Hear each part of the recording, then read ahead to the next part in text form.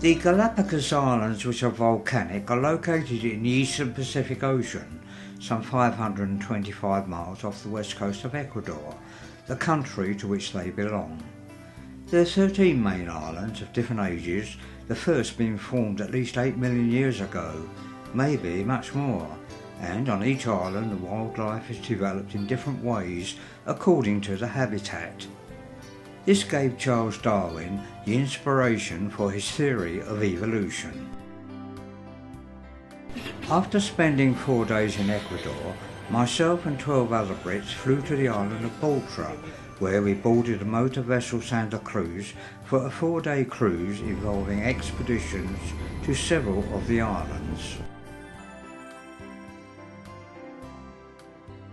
All landings had to be made by a panga, called Zodiac in the UK, and were either wet ones like this on Bartolome Island, or dry, which meant clambering onto a rock or some rough steps. For me, the most attractive thing about these islands is not its beauty. Indeed, as you will see later, there are some green areas and some very nice small beaches and coves, but due to its volcanic origin, much of the landscape is barren and often moonlight. No, it is the wildlife which has never learned to fear us humans. The sea lions in particular are curious creatures who like to have a close look at us equally strange beings.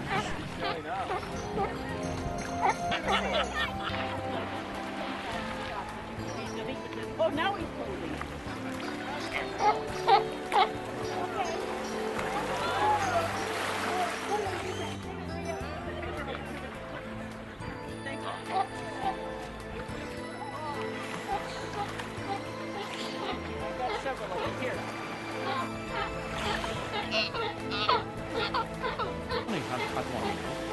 Yeah, that's one of those girls.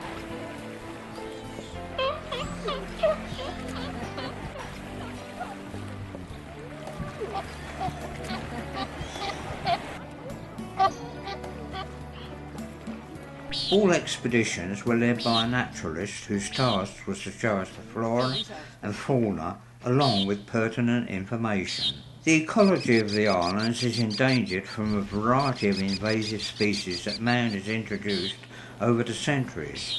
Chiefly these are goats, donkeys, dogs, cats, rats and certain plants. Measures including culling some of the non-native creatures and limiting immigration and the number of tourists has resulted in the islands being removed in 2010 from UNESCO's World Heritage in Danger List.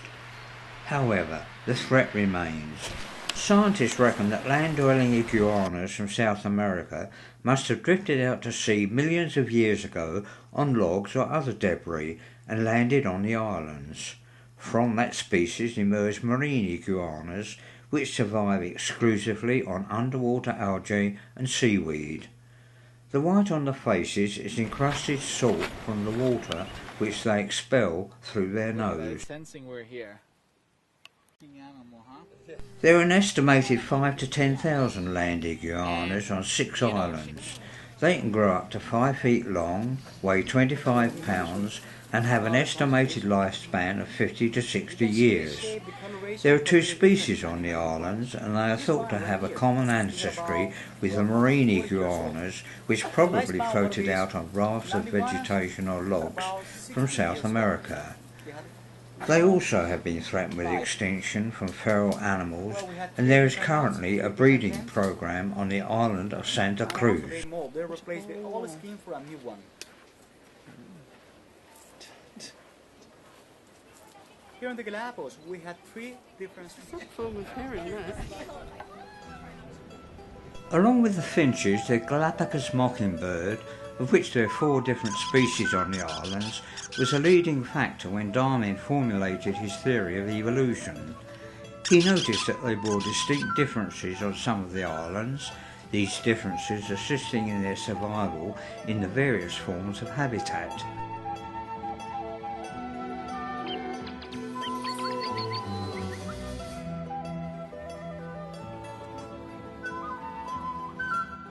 It's a beautiful bird, right? You can see the coloration of the feather. The blue-footed booby feeds mainly on fish, and his name is derived from the Spanish term bobo, which means stupid or fool, because like many marine birds it is very clumsy on land. Blue-footed chicks feed off regurgitated food in the adult's mouth, but if the parent only has enough food for one chick, then it will feed it to the strongest, letting the other die. Frigate birds are related to pelicans, and part of their diet is obtained by robbing other seabirds and eating seabird chicks, but most of their food is obtained whilst flying. The male bird has a large red pouch which it inflates to attract females during the breeding season. To the uninitiated like myself, it is often difficult to tell the difference between a Galapagos sea lion and a fur seal. Both male and female sea lions have a pointy whiskered nose and a somewhat long, narrow muzzle and external ear-like pinnae flaps.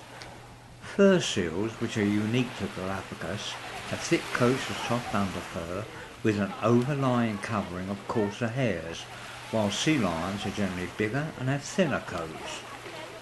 In an El Nino year, such as 1982-83, when the waters became warmer, many fish migrated to a cooler clime, and because adult seals feed themselves before they're young, almost all of their pups died. About 30% of the adult population was also wiped out. Sea lions, being fish eaters, also suffered from the El Nino. Since then there have been no major calamities. The population has risen to around 50,000 sea lions and 40,000 fur seals.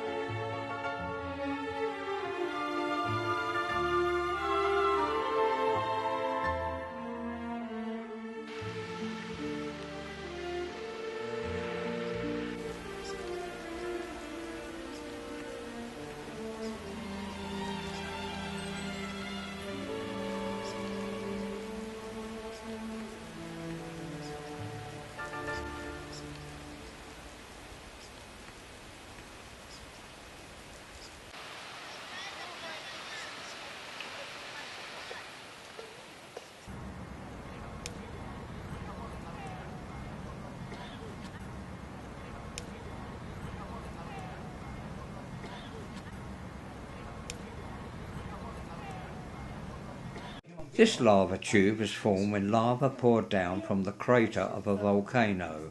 The outside part of the lava cooled and solidified, but that trapped inside continued to flow and spilled out onto the surrounding countryside, leaving a hollow tube behind. Despite the sign, this feature is not a collapsed crater, but is the result of the collapse of the roof of underground fissures and chambers.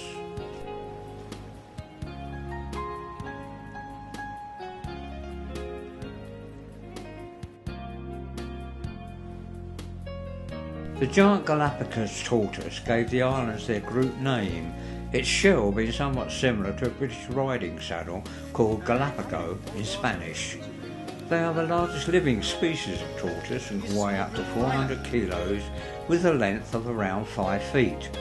They graze on grass, leaves and other vegetation and often live to well beyond 100 years.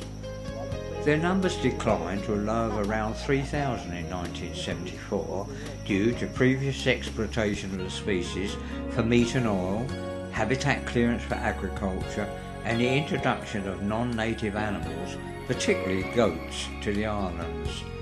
As a result of subsequent breeding programs, the total number has now risen to around 20,000. Despite this, the species as a whole is classified as vulnerable.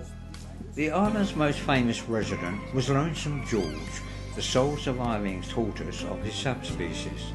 For decades, environmentalists unsuccessfully tried to get this Pinta Island tortoise to reproduce with females from a similar subspecies on the Galapagos Islands, but unfortunately he had no lead in his pencil. By coincidence, whilst I was engaged in editing George's images on this video, he made newspaper headlines, but probably not in the way he wanted. Although he looked knackered, maybe too many females over the past estimated 100 years, his death was unexpected. After visiting the Charles Darwin Research Centre, we made our way down to the harbour in time to witness what is possibly the only fish stall in the world where pelicans mingle with the customers.